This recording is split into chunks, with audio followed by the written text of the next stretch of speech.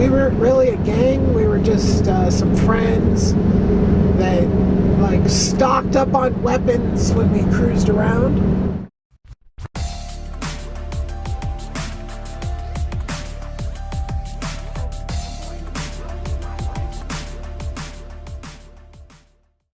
The year was the 80s. I guess that would be the decade. It was the late 80s, mid 80s, I think. I was like 16. I think it went down like this. I think like my stepdad split. He hooked up with some broad. One of his students ditched my mom. He probably blamed me like 80%, my mom 20% or some shit. I don't know. He did not like me. Never did. So once I showed up there, it was only a matter of time before he was gonna fucking split. And then my mom fucking took him to the ringers because the way he split, she used this badass attorney and just fucking got everything, basically. She gave me this Honda Accord. It was a 1984 Honda Accord. LX. Hatchback. Maroon with gold upgraded alloy rims. Sharp, sporty little car. Boy, it must have been only, 2 or 3 years old. I started driving that car right when I got my driver's license, but I was late getting my driver's license, so I must have been like 16 and a half or something maybe. I had that car, and the time it was kind of the headspace that I was in with the kids that I was hanging around with was like this whole like kind of almost like a gang mentality, but we weren't really a gang. We were just some friends that like stocked up on weapons when we cruised around. I had filled my car with like every weapon that I like had bought, like a little t-ball bat. I had all these weapons from karate, sai, tonfas, nunchucks, and everyone in the car. Probably some more stuff. Maybe like a Rambo knife. Maybe. Mom got into the car, was like, "Holy cow, this is bad." She took it all to my grandpa's house. Oh, and also I had this BB gun that I had forever. It looked like a 45 9/11. I mean, on more than one occasion, people were like, "What the hell are you doing with a real gun?" And that was in the car as well, right? And we were just rolling around. I had some house speakers in the back of the car. We would roll around listening to gangster rap music and cruising, basically. Up and down Broadway was mainly where we would go because we were pretty close to Broadway. But 122nd was another popular venue for cruising during that time. And, we were pretty much just wannabe hooligans, I guess.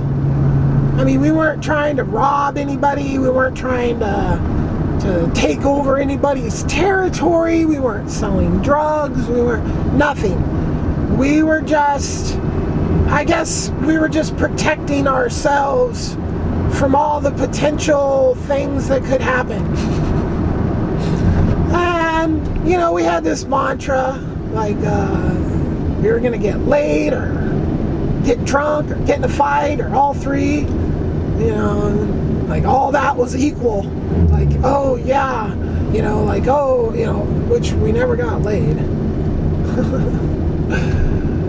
As a group going out, never. We never hooked up chicks. We never, it was just always a bunch of guys hanging out, freaking trying to get drunk, and then getting drunk, and then being drunk, and then passing out.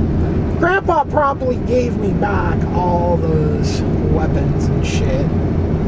probably thinking I needed them. I never did though. Like, just a big onslaught of attack fucking from people with weapons, like, I don't know, it's never happened to me, fortunately. I think I was given the car at one point, and then I wrecked it by sliding it sideways, because I love to drive fast and take corners. I probably could have been a race car driver, which, you know, another pointless fucking profession. One night, I was out driving fast with the friends in the car. The tail end of the car broke free in a turn and hit a curb. That knocked the wheel to where it was sticking out of where it should have been behind. Here's the lip of the car, here's the wheel. It was like out here. It still drove, but yeah. And I remember my mom telling me I was like $1,000 to fix. So $1,000 in like 86. You know, it's a little bit different than today's money. So then I didn't have the car. Obviously that was it for the car. It's like, well, we gave you a car, you wrecked it. That's it. Okay.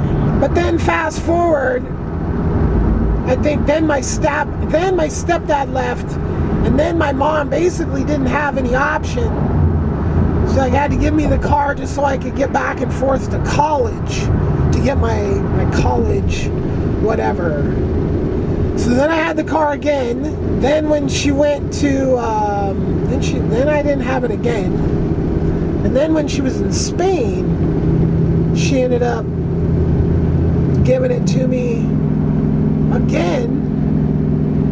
And then I had the thing for years, and then I sold it to Scott, and I think he basically didn't even fucking end up paying me, because he ended up owing me like 10 grand or something. So that little Honda car though, boy, I rode that thing, rode it until the doors fell off.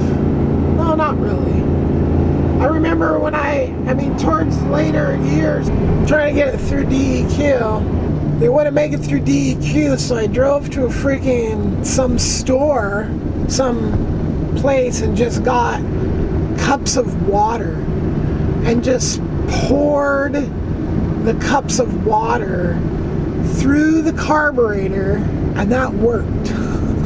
I just ran the car with the rinsed out whatever, and then it made it through, and yep, that was it.